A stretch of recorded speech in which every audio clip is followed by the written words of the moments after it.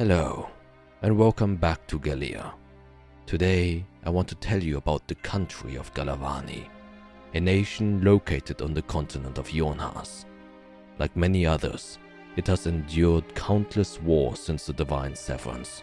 Specifically, I'd like to explore Galavany's history and how its people have evolved in the aftermath. One of the most notable developments is the rise of mercenaries and sellswords as the dominant profession amongst its citizens. I'll also delve into how this shift has shaped and influenced the country as a whole. To understand how Galavany became what it is today, we must first explore its history. When the Divine Severance occurred, the gods, who once led and guided the people, became disconnected from Caeldeus and vanished. The only beings left with divine power were the Scions, individuals chosen by the gods before their disappearance. These Scions sought to fill the void of authority left by the gods, using their powers to claim dominion. Among them were 4 great Scions on the continent of Yorn'Haas, known as the Kingdom Constructs, living cities created by the Primus Artifaction Pantheon. These colossal machinations, designed by the gods, ruled over 4 kingdoms and wielded immense power. However, their ambition led to war. Able to craft and breathe life into their creations, the Kingdom Constructs assembled vast armies of Warforged and other constructs, clashing with one another in what would later be called the Downfall. The Downfall saw no true victor, only devastation. The Kingdom Constructs and their armies fell, and the once diverse landscape of Yorn'Haas was transformed into a jagged mountain range, scarred by the weapons of war. After the fall of the Constructs, new powers rose to fill the vacuum. Dragons and giants who had joined the war but survived.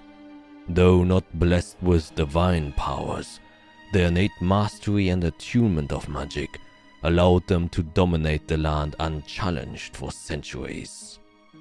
Yet over time, magic began to fade. The once mighty dragons and giants lost their grip on power, and those who had long been oppressed seized the chance to fight back.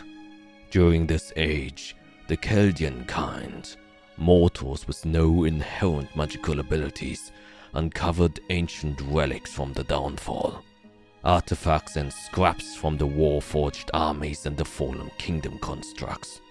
They repurposed these remnants to craft weapons and prosthetics, enhancing their own strengths in the fight against the tyrannical rulers.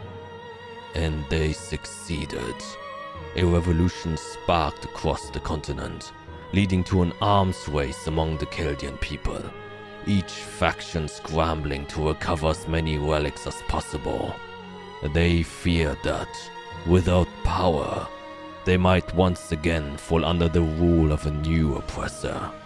They wanted to become the rulers instead. In Galavany, one such rebellion took place, freed from the tyranny of the White Queen, a powerful dragon, thanks to a great warrior who overthrew her using an ancient artifact. Galavany became the first nation where a mortal successfully challenged and defeated a higher power. This victory ignited a revolution throughout the country, inspiring people to rise up. However, instead of a unified front, Galavany fractured into numerous factions, each vying for control, each seeking to claim the power left behind by the Downfall. These factions are locked in a state of endless conflict with no clear victor. They defend and expand their territories, but their true goal is to uncover more artifacts from the past, hoping to gain an edge in the ongoing wars. In Galavany, war and the search for power have become a way of life. Many people, driven by necessity or ambition, pick up weapons from either a young or old age. The constant threat of battle has reshaped society. Being a farmer is no longer a safe or sustainable life. It merely makes you a target. Traumatized by the past and living in fear of being manipulated by greater powers, many Galavanians seek to become that power instead. With ancient artifacts still buried throughout the land, anyone who finds the right one could become a powerful ruler. It has become a common dream, leading countless people to band together, scouring the land for these lost relics in the desperate hope of rising to greatness. However, most people who take up arms in Galavany aren't true warriors, just desperate individuals trying to survive. It's not uncommon to see both the young and elderly wielding half-scrapped weapons, fighting or defending themselves out of necessity. Patchwork weapons and armor have become a hallmark of Galavany's culture, reflecting the harsh realities of life in the country. The only highly respected non-violent occupation is that of the artificers, those who craft new weapons and install salvaged parts from ancient constructs into the frail bodies of the people. Mechanical augmentation has become widespread, with artificers playing a vital role in enhancing and equipping the populace to survive the ongoing conflict.